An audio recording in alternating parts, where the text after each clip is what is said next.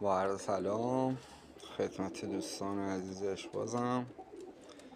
باز هم یک جفت دیگه از پاجافتیامون. این بار از قاره‌هامون فیلم گرفتم، گفتم بمونه به یادگار. این نرماده خیلی جوجه‌های گردن کلفتی دادن تا به حال بهم.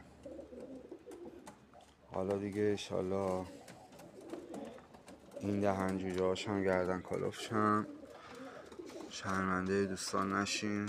تضمینی جوجه هاشون همیشه بعد از ظهر جا میکنن. این زیر 2 بعد از ظهر پا نمیزنن اینا. دوستان ما رو لایک کنید، ما رو سابسکرایب کنید، ما رو از لطف خودتون بی نصیب نذارید.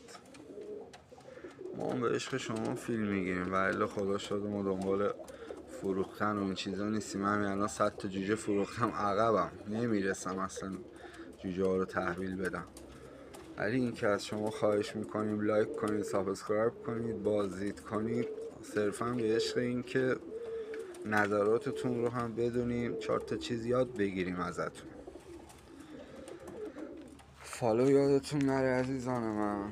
بازدید کنید از بقیه پست های پیجم،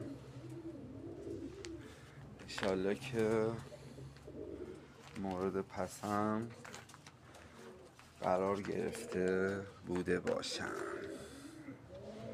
ماده خوشگل عروسک های منن اینا.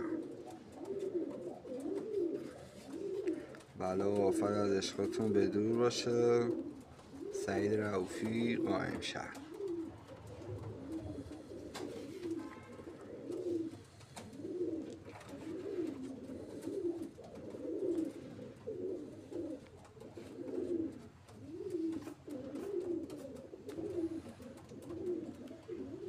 کیه به سر من؟